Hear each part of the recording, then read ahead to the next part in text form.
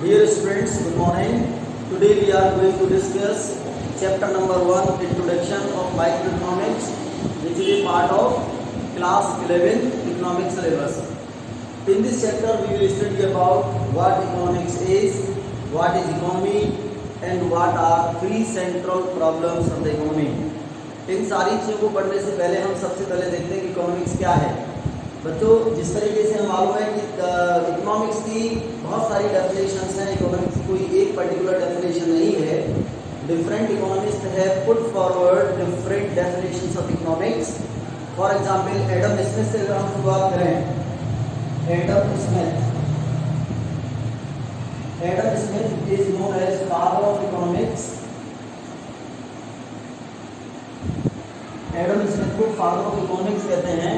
इन्होंने एक बुक लिखी थी, इनकी बुक थी, इसका नाम था वेल्थ ऑफ नेशंस, और यह आपका नाम था an inquiry into the nature and causes of wealth of Nations.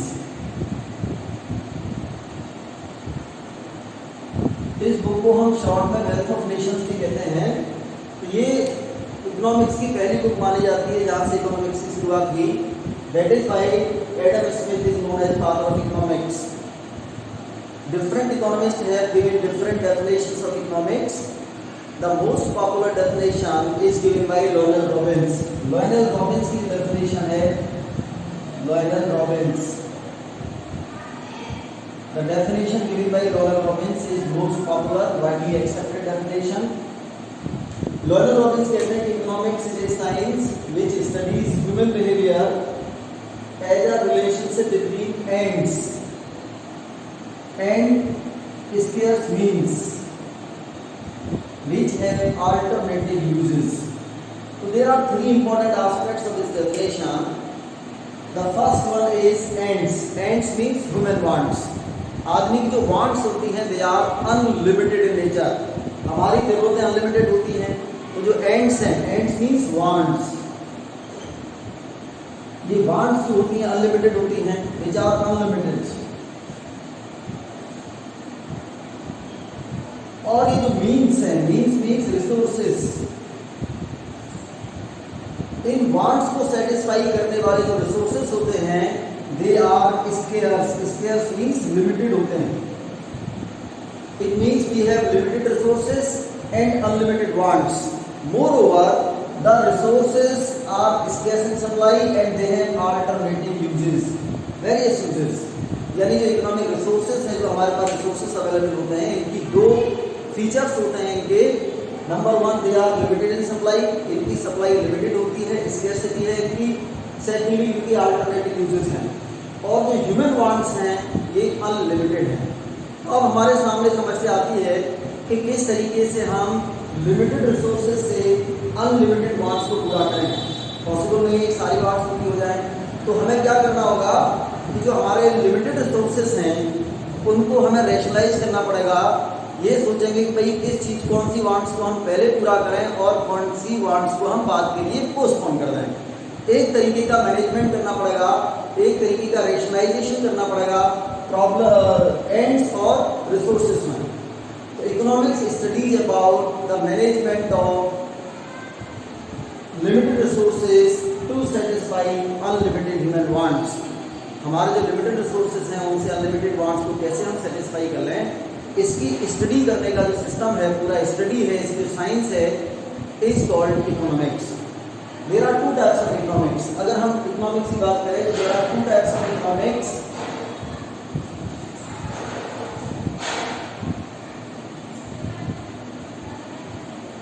Economics दो तरीके की होती है। एक होती है माइक्रो इकोनॉमिक्स और दूसरी है macro economics.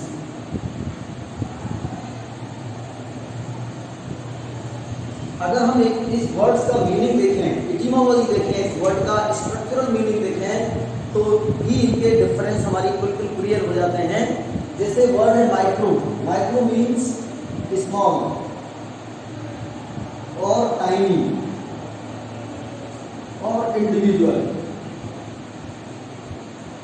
and macro means large or aggregate.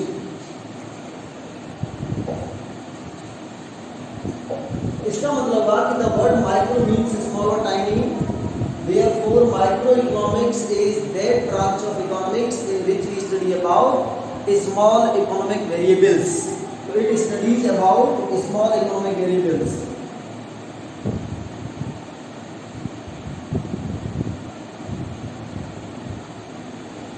For example, firm, industry, demand for a product,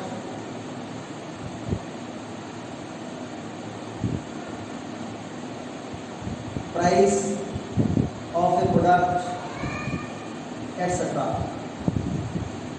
Whereas macroeconomics is that branch of economics in which we study about large economic variables, because the term macro means large. So macroeconomics is that branch of economics in which we study about large economic variables. We study about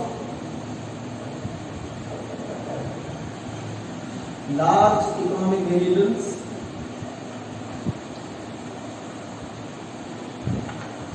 or the economic system as a whole, or the entire economic system. For example, national income, total output, aggregate demand, aggregate supply, etc. इसका मतलब economics दो तरीके की होती है, micro economics and macro economics. जैसा कि नाम से लग रहा है, micro means small and macro means large. Micro economics is that branch of economics in which we study about small और individual economic units, whereas macroeconomics is that branch of economics in which we study about large economic variables. एक example के द्वारा मैं आपको इसे समझाने की कोशिश कर रहा हूँ. अगर मान लीजिए आपसे कहा जाए कि ये प्रोडक्ट है, इसकी मार्केट में डिमांड किस तरीके से होती है, किन किन फैक्टर्स पर इसकी सप्लाई होती है, कौन सी चीज़ें ऐसी हैं जो इस प्रोडक्ट की प्राइस को डिसाइड करते हैं. तो यहाँ पर हम किसी एक चीज़ की स्टडी कर रहे हैं, ये माइक्रो इकोनॉमिक्स के अंदर आएगा. अगर हम पूरे हिंदुस्तान की सारी चीज़ों को, सुई से लेकर जहाज तक जितनी भी चीज़ें हैं, सबकी प्राइस, जनरल प्राइस कैसे डिसाइड होती है, ओवरऑल सारी चीज़ों की प्राइस कैसे फिक्स होती है, एग्रीगेट डिमांड क्या है, यानी टोटल डिमांड किस तरीके से हो रही है सारे गुड्स की, टोटल सप्लाई किस तरीके से हो रही है सारे गुड्स की, तो हम यहाँ पर किसी चीज़ का एक लार्ज व्यू ले रहे हैं, तो that is called macro economics. तो इस तरीके से माइक्रो एंड मैक्रो इकोनॉमिक्स दो तरह की इकोनॉमिक्स होती है. यहाँ पर क्वेश्चन आता है एग्जाम में 3 या 4 नंबर का, तो आपको कम से कम 3 और 4 पॉइंट्स डिफरेंस के आपके पास होने चाहिए. तो एक पॉइंट यही हो गया कि micro economics is that branch of economics in which we study about small or individual economic variables, and macroeconomics is that branch of economics in which we study about large economic variables. It is basically concerned with partial equilibrium because it studies about the part. ये सिर्फ एक system के पूरे part की study कर रहा है. तो इसकी जो स्टडी है इसको पार्शियल इक्विलिब्रियम एनालिसिस कहते हैं. और यहाँ पर क्योंकि जनरल बात हो रही है तो इसकी स्टडी को जनरल इक्विलिब्रियम एनालिसिस कहते हैं. इसमें basically we are concern with determination of price of the product. Therefore this micro economics is also known as theory of pricing. Macro economics is generally concerned with determination of income and employment or output in the economy. Therefore, macroeconomics is also known as theory of income determination. Its examples are firm, industry, demand for a product. Its examples are national income, total employment, total output, etc. इस तरीके से micro और macro economics में हम difference कर सकते हैं. यहाँ लिख देते हैं आपके लिए माइक्रो और मैक्रो में क्या डिफरेंस है. तो डिफरेंस करने के लिए इस तरीके से मान लिया micro economics it studies about small economic units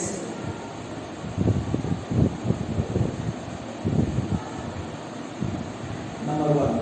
इसमें it studies about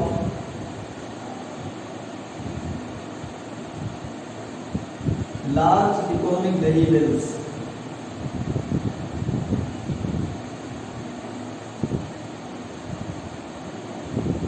Number 2, it is also known as theory of pricing. It is also known as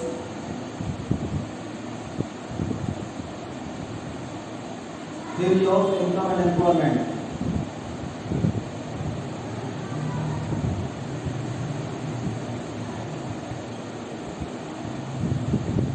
Number 3, it is concerned with or it is related to partial equilibrium.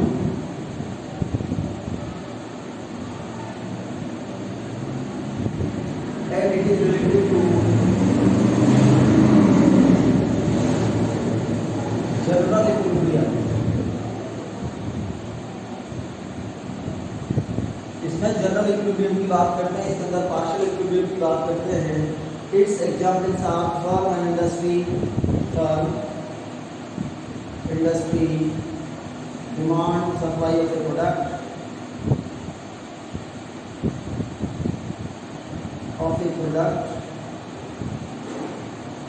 and its examples are aggregate demand, aggregate supply, national income, total employment, output etc.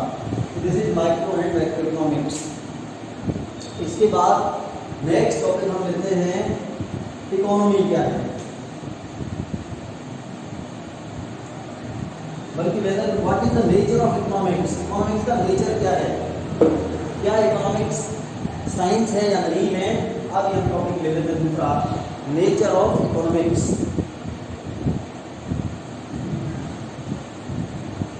Nature of economics के अंदर हमें अब ये discuss करना है weather positive और normative economics. Positive and normative economics.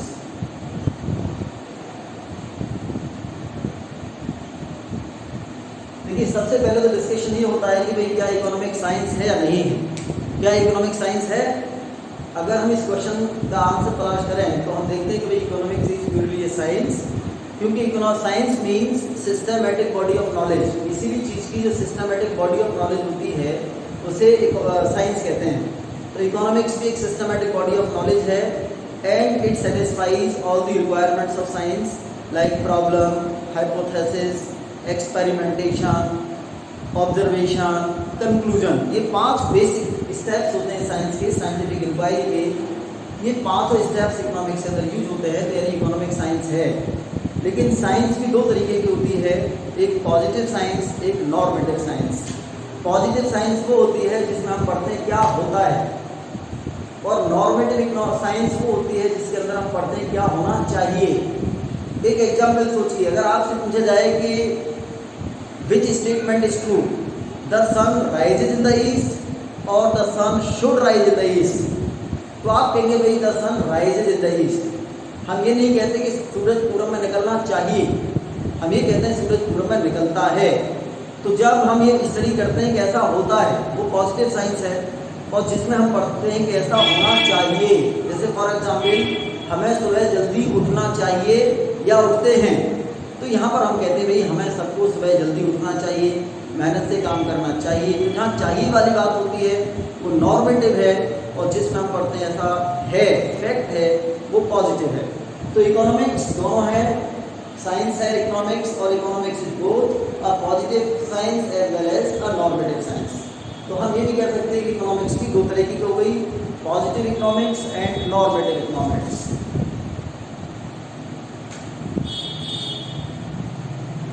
Positive economics, the economics in which we study about what is, what was or what will be. It studies about facts. इसमें facts के बारे में study करते हैं. That is